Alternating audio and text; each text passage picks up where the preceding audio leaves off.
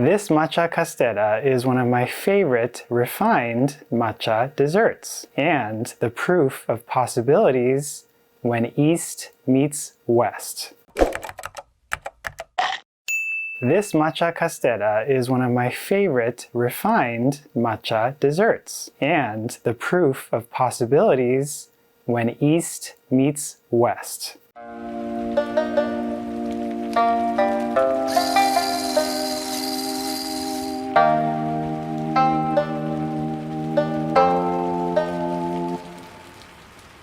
So first things first, just to go over the ingredients here. Now that we have our little cake pan ready to go, we are going to be using 3 egg yolks, a dash of salt, about 3/4 cup of sugar, and then about 3/4 cup of cake flour, and about 2 to 3 tablespoons of honey, about 1.5 tablespoons of matcha powder, and last is going to be 3 tablespoons of mirin, as well as 3 egg whites. The mirin is going to have the alcohol cooked off, so it's going to be nikita mirin. The first thing that we're going to be doing is whisking the egg yolks with the sugar. Just do this gradually using my immersion whisk here.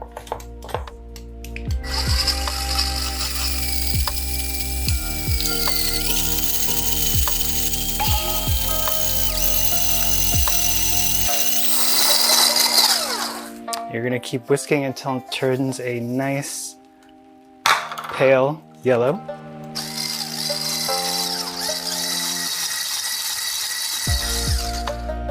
Alright, so there's that. And here I have what is called a hot water bath, or yusen in Japanese, and we are going to be using this and whisking the egg yolk mixture with the egg whites until it becomes nice and thick. So this is just at a simmer, about 170 to 180 degrees Fahrenheit.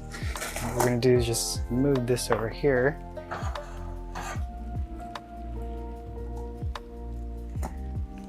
Set it right on top.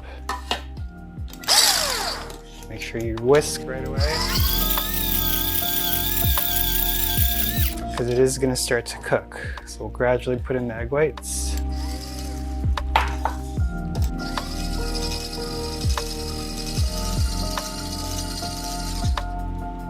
You can see it's a little runny still, so we're going to let it get a little bit thicker as it continues to cook and mix.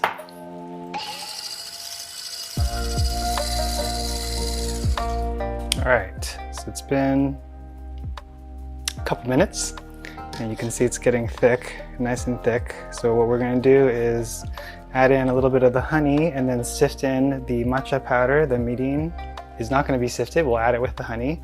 And then we're going to add in the flour. The secret ingredient is going to be a little bit of vanilla extract. I think matcha and vanilla together make a great combination. So if you haven't tried that before in any of your matcha desserts, you might want to give it a try next time. Make sure to turn off the stove as well if you're done using it.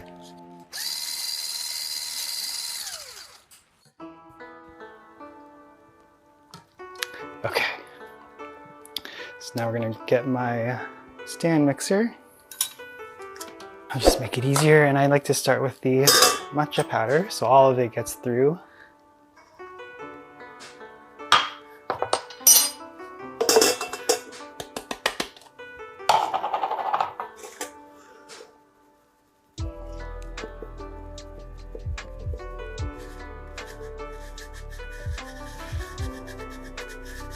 Don't breathe all this dust.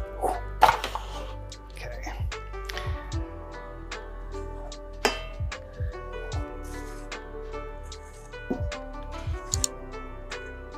Yeah, you can actually add this all in several portions, but I haven't really found much of a difference in doing that.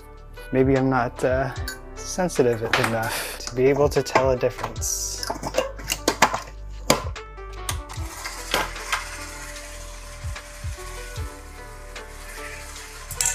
So here's the mirin.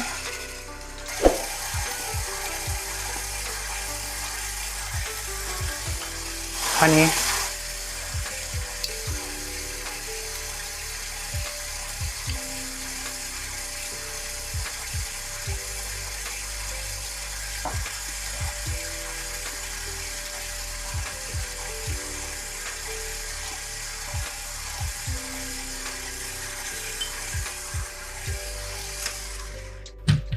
and vanilla.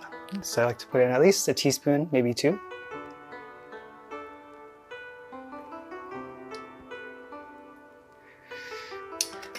Just scrape down the bowl.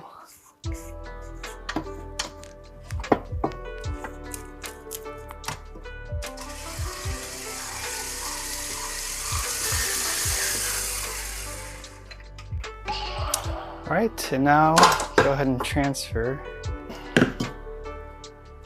Try not to spill.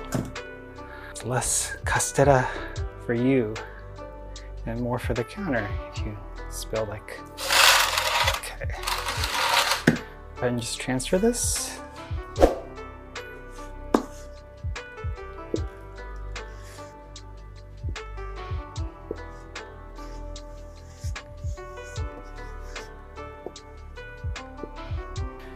Is hit it against your counter to get out some of those air bubbles. So if you saw that little one there, there's a couple right there. And you could just use a hashi as well, chopstick, to go through and make sure that you got all the air bubbles out so that there aren't any irregular holes. But if you like your cake holy, you're not so concerned about the texture, maybe you don't need to do this, but I like my castella the way it's supposed to be, so I do it. I have my oven here preheated to 350 degrees Fahrenheit, and what we're going to do is bake it for about 40 to 45 minutes until you notice it's nice and brown, and then we're going to take it out, let it cool on a wire rack, and let it rest overnight because it makes a difference when you let things rest. Mari is crying.